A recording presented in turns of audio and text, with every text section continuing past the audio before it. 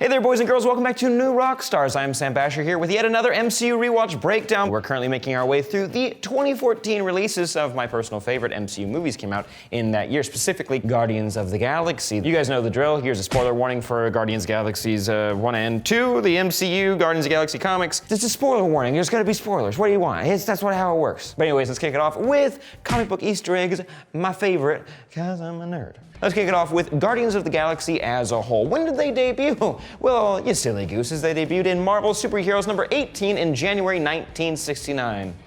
Now, originally they were a team from the future, specifically the 31st century, and they did include one character from this movie, specifically Yondu. But he's very different. Don't worry, I'll get into him a little later in this video. So let's kick it off with Star-Lord. He first debuted in Marvel Preview number 4 in January 1979. He ended up kind of being sidelined as this side character they saw out in space every once in a while as a part of Marvel's cosmic line of characters. But eventually he got revamped in 2004 to the character that we know now. But then moving forward again, we see Morag, a planet that seems to be housing and protecting the orb that's also housing one of the Infinity Stones. I'm getting ahead of myself. But Morag isn't actually a planet within the Marvel comic universe or multiverse. It's actually just a random planet created for this movie. But the name Morag is a tribute to one of the first Kree leaders in the comics. How fun. I did want to point out that Star-Lord's mask is pretty similar to the more revamped style of his helmet in the comics. I also want to point out that in the movie, Peter's guns are more just like blasters. They got two little barrels on the top and bottom of them. But originally in the comics,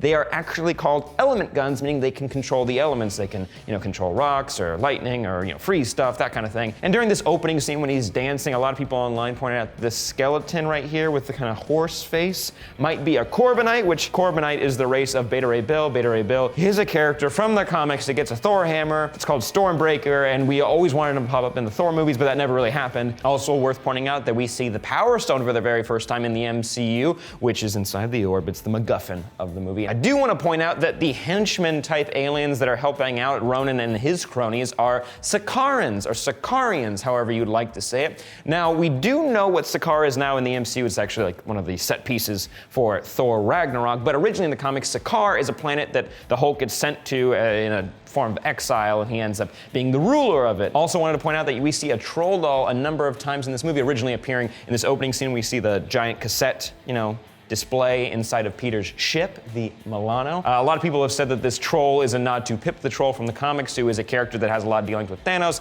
and the Infinity Gauntlet storyline, which is the basis of the Infinity, War movie that's coming out soon. But our main villain of the film is part of the Kree. Now, who are the Kree? Well, originally they premiered in Fantastic Four number 65 in August of 1967. They're one of the most popular alien races in Marvel Comics. Now let's talk about one of the other villains from the movie, Yondu. Now in the comics, he originally appeared in Marvel Heroes number 18 in January 1969. Now, originally in the comics, he's not Kree, but eventually in Volume 2, he's established as being Kree. Originally, he's from Centauri 4. Sure, I'm saying that right. And he is the last of his race. Now, in the comics, he does have blue skin and he does have a red fin, which we actually see a more comic accurate one in Volume 2, but we get a little nod to it with the shaved down form of the fin in Volume 1. Also, he does have an arrow in the comics, but normally he has a bow that goes along with it and he just fires it conventionally, but he does have a whistling technique that allows the arrow to change directions midair. Also worth pointing out that the Ravengers, Yondu's team of pirates, have the same logo for the Guardians of the Galaxy that they have in the comics. If you see that little badge that looks like a flame a little bit, that is the Guardians of the Galaxy official symbol. Also worth pointing out that the Dark Aster Ronan ship was an original creation for the movie, and it is awesome. But speaking of Ronan, he originally appeared in Fantastic Four number 65 in August of 1967. Now, he is usually a villain, but sometimes he's more of a noble warrior who always defends the Kree no matter what. And there is some honor to that and makes him a far more interesting character than just murder everybody that be in the galaxy. Also, his costume is very similar to the comic book costume. Oh my god, I'm already sweaty. Keeping it going with the villains, we also meet Nebula for the first time in the MCU. Now, she first appeared in Avengers number 257 in July of 1985. Now, originally, instead of being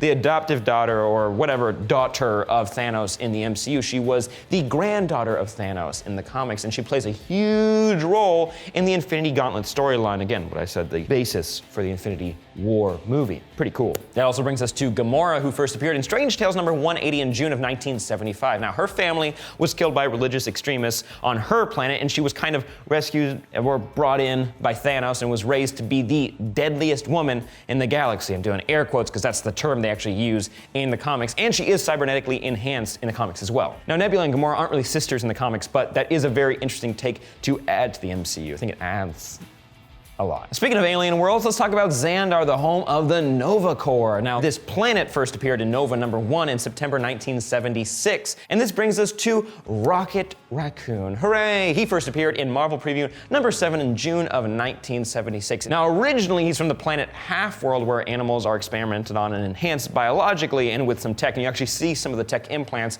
when Rocket is, shirtless and after taking a shower in the kiln. The kiln's very important in the comics, too. I'll come back to that in a second. But let's talk about Groot, our favorite Groot. He first appeared in Tales to Astonish #13, originally just a tree-based one-note villain in the comics. It wasn't really until the 2000s when he was reimagined as a hero. Also, I wanted to explain why he only says, "I am Groot," because in the comics, it's explained that his language is so difficult to understand because his larynx is stiff because it's made out of wood. But that's why it sounds like "I am Groot." He's actually saying more things. "I am Groot" is more complex than that, but only a few people can understand it. Also, that brings us to the Nova Corps. They are very different from the comics for the most part. The symbol is pretty similar to the Nova symbol that is in the comics, but they first appeared in Fantastic Four #205 in April of 1979, and basically they're space cops. Now let's get to the lineup scene. There are a couple fun Easter eggs here, but let's focus on the good ones. Like when Gamora shows up, we see that she's a part of the Zehoberi people, which is a nod to her race in the comics.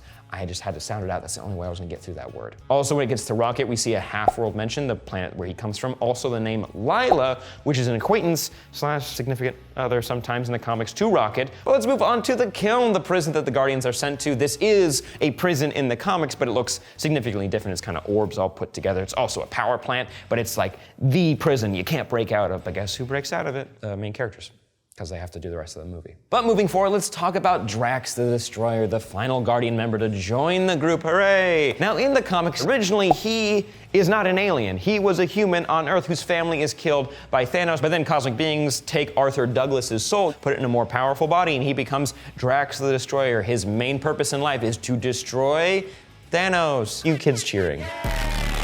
Also, of course, I gotta mention, he first appeared in Iron Man #55 in February of 1973. Then moving forward to the Thanos scene with Ronan. This place is called the Sanctuary, where Thanos seems to be hiding out. But in the comics, Sanctuary is actually the name of Thanos' ship. In scooching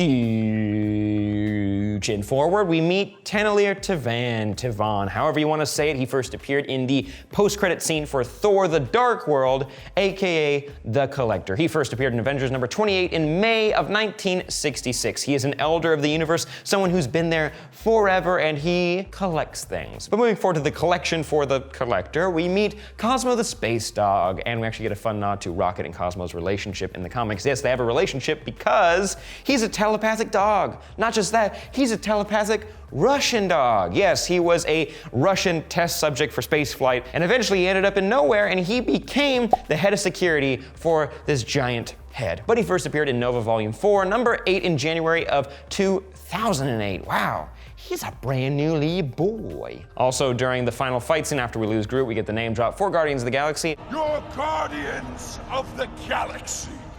Ronan gave him the name. That's amazing. Yay. We didn't get a couple post-credit scenes, but the one I want to focus on is the final one where we see Cosmo is now free. Hopefully that means that he's now going to be in charge of Nowhere, maybe the security force, which would be pretty cool, but hey, can't win them all. And I want to mention Howard the Duck. He's free. A lot of people were disappointed with this post-credit scene because it didn't lead to anything in the next Avengers movie, but after a while, you kind of grow to appreciate it. Now, Howard the Duck originally appeared in Adventures into Fear #19 in December of 1973, and he's like the original Deadpool. He's a duck from another universe, but he got pulled over to ours and he gets on wacky adventures. But like Deadpool, he can break the fourth wall and kind of talk to the audience. He's aware that he's in a comic and his 80s film is great. But enough with the comic book Easter eggs, let's move into the MCU Easter eggs like Peter Quill's mama. It's very sad that she dies in this movie, but this is the same actress we saw before in another MCU movie. This actress is Laura Haddock, and she had a very small role as a woman wanting to get an autograph from Captain America. Then moving forward to our meeting between Ronan and Thanos once again, we meet the other, an original creation for the MCU that first appeared in Avengers, but he's not coming back. Then moving forward to when we meet the Collector and his assistant, Karina, however he says it. Karina is actually from the comics, and she did appear in the Thor: The Dark World post-credit scene. And I did talk about it a little bit in that video, but I will mention that in the comics, originally, she's the Collector's daughter. Also, during this Collector's scene, I did want to point out a few fun Easter eggs that I was able to find, like right here, over there, it's kind of hard to see, but that is a Chitauri, the villains from the Avengers films. They're the one who invaded New York and then died for some reason at the same time. Also, if you notice on the ground, kind of laying in a very uncomfortable position, you'll notice it's a dark elf who did appear in Thor: The Dark World. I don't know about this specific one, but it's the same makeup and same costume. So, hey, fun little nod. Also from the Thor: The Dark World post-credit scene, we see Adam Warlock's cocoon. It's not the real one. After Volume 2 of Guardians of the Galaxy, this kind of nixed that. But originally, we all thought that that was Adam Warlock's cocoon. Just worth pointing out. Then moving forward to when Nebula is chasing down Gamora right before she blows up her ship, you'll notice that she says, of all of our siblings. During this movie, I was wondering, who are the other siblings for Nebula and Gamora? And now we know, for Avengers Infinity War, we're actually gonna meet all of them. They are the Black Order. Now I know on this channel, we're gonna be doing a full breakdown for the Black Order. I'll give you the quick rundown of who these people would be: Corvus Glaive, Proxima Midnight, Ebony Maw, and Black Dwarf. I think those are all of them. And that's awesome. We get to pay off that one line from Guardians of the Galaxy, that one-off line. Then moving forward to the Guardians planning their assault on the Dark Aster and, defeating Ronan, you hear that Peter Quill has 12% of a plan, and I feel like this is a nod to the 12% joke from Avengers. Like, check out this scene. Stark Tower is your baby. Give yourself 12% of credit.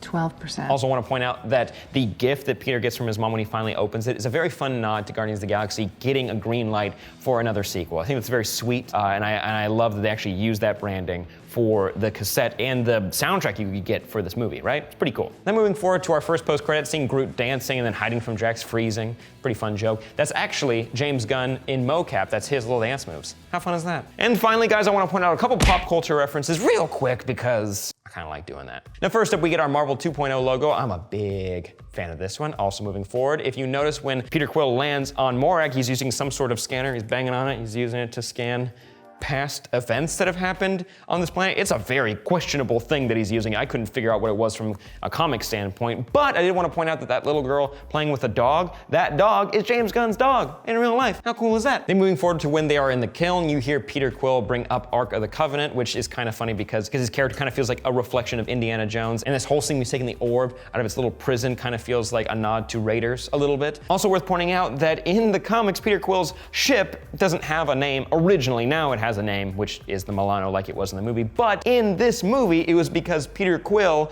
was supposed to have had a big crush on Alyssa Milano when he was living on Earth, and that's why he named the ship the Milano. Pretty fun. Then when they're on Nowhere, you hear references to Billy the Kid, Bonnie and Clyde, John Stamos, all famous outlaws, of course, as well as you hear Footloose get a fun mention, as well as Kevin Bacon. Kevin Bacon also played a Marvel character in X-Men First Class. Also fun pop culture reference, in the collection, you actually see a creature from one of James Gunn's previous films, Slither, the Slither, little monsters, little Slither slugs. They're in one of the cages in the background. Pretty cool. Also, I love the Scooby-Doo effect when Gamora gets electrocuted and you see her bones show up. That's not how it works, kids. Just want to point that out. Then moving forward to when we find out what was actually in the orb that was given to Yondu, it's with the troll doll. Why? Because Peter Quill trolled him. Also, finally, I wanted to point out that when the Guardians are leaving Xandar, you notice the three sons of Xandar kind of look like Mickey's head. It's not, the sizes aren't right, but they're in the configuration of his ears and his head, because this was like the first Disney-led original property for Marvel Studios, Guardians of the Galaxy. There you go. Oh, and of course, how could I freaking forget? The Stan Lee cameo. He's very early on. He's one of the Xandarians that Rocket's, trying to peep on to see if he's, wealthy. Maybe they'll steal from him. Who knows? But hey, that's the cameo. Oh wow, okay guys, we made it. Those are all of the Easter eggs for Marvel Comics and the MCU and pop culture references that I could find. Dear Lord, James Gunn and his team did a great job hiding a bunch of them. But let me know what your favorites were in the comments down below or on Twitter at OnlyStupidAnswers, yank out the vowels from stupid. That's the Twitter I've been trying to use more often. But make sure you like this video, share it with your friends who enjoy the Guardians of the Galaxy movies, and subscribe for more content. Again, like I said, there's gonna be a breakdown on the Black Order on this channel eventually. There's a breakdown on Thanos that should be going up very soon, if not up already. And also check out my other MCU Rewatch videos. But again, I'm Sam Basher, and I'll see you next time.